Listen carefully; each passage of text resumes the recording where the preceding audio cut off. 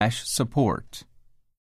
From National Public Radio, it's Latino USA. El día 5 de diciembre, allá en la ciudad Chicago, comenzaron su huelga. The plant was closing, the jobs leaving, the paychecks gone. But a group of workers in Chicago sat down and said, no more. I was prepared for whatever it has to be.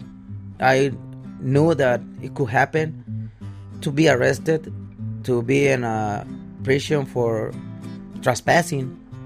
But at that moment, I don't have nothing else to lose. I have to fight back for justice. And we don't deserve the company throw out like garbage.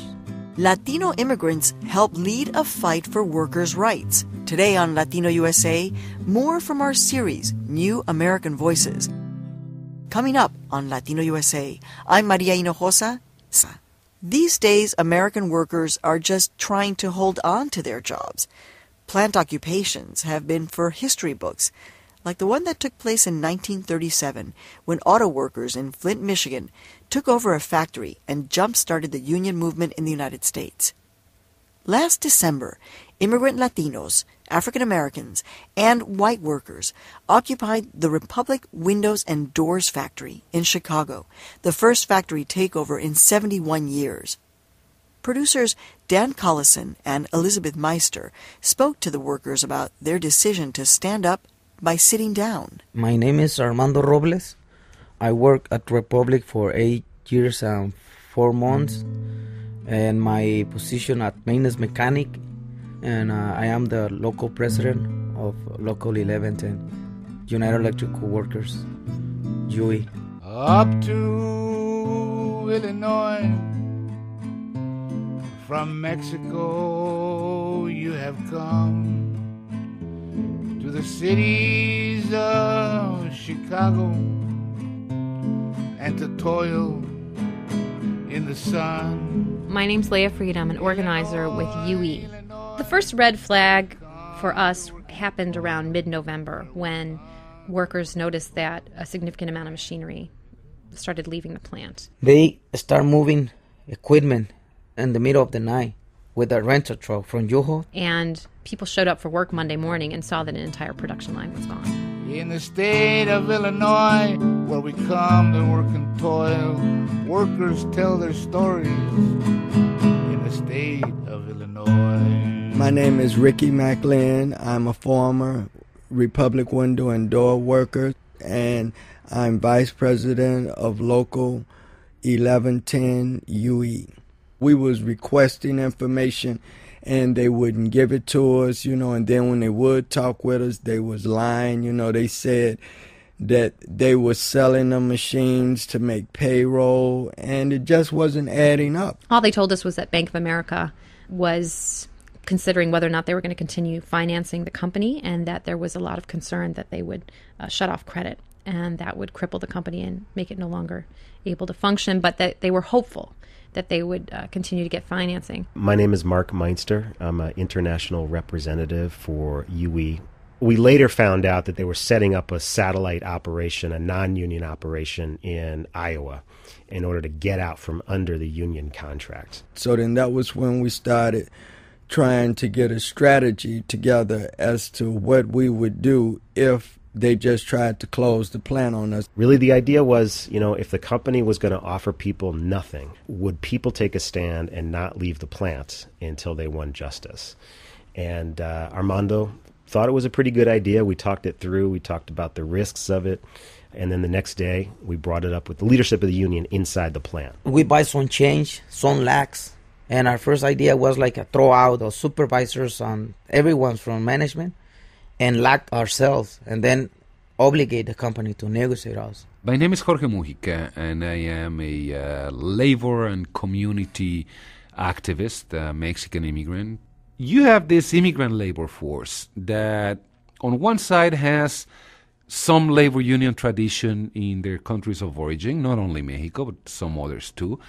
And then you have people who also participated in the last years in the immigration movement, the famous marches all over the United States, but particularly here in Chicago.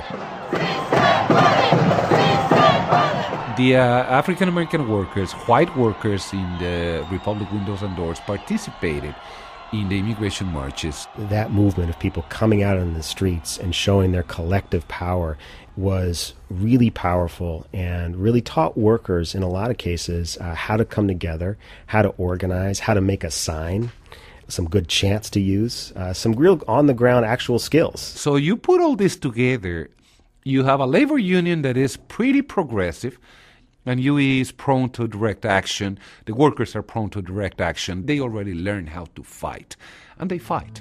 Huelga, huelga, huelga. Huelga, it means strike.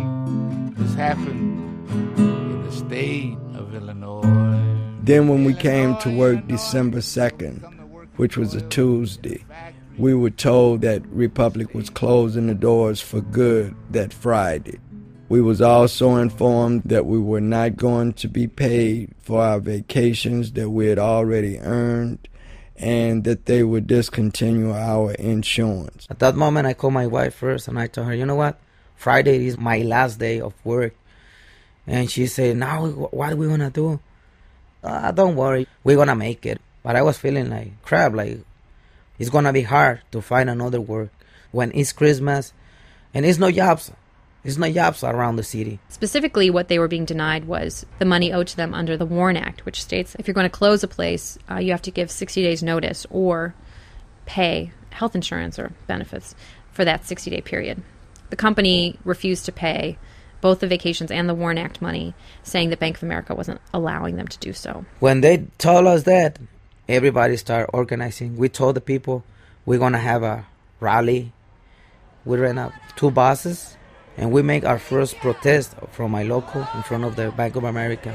We say, Bank of America, you got bailed out, we got sold out. You got bailed out, we got sold out. And we couldn't understand how the Bank of America received $25 billion on bailout, and the workers throw out of the street with no notice, with no benefits, with no earned vacations. 200 workers are being thrown out on the streets 2 weeks before Christmas. Friday came. Bank of America and the owners from Republic Window and Doors, they had agreed to meet with us that Friday. Republic did not show up to the meeting. And so the flashpoint really came on that final day when the company told us there's nothing on the table for these workers. So at that time, it was agreed that we would occupy the plant. At this hour, about 200 factory workers let go from Chicago's Republic Windows and Doors are staging a sit-in at the factory. I'm a black man. I'm 55 years old. I come from Mason, Tennessee, which is right outside of Memphis, Tennessee. I'm the grandson of a sharecropper. So I've seen a lot of stuff in my life, you know, a lot of injustice. And I realized that without a fight, nothing changes. So at some point, I just had to look at the bigger picture. Well, I've grown in Guadalajara, Mexico with my stepfather, and he has a factory. And he asked me what made me to fight. He told me, you crazy. What make you to do that? 10 years I worked for him, cleaning the floors, and all the times he pay me what he wants.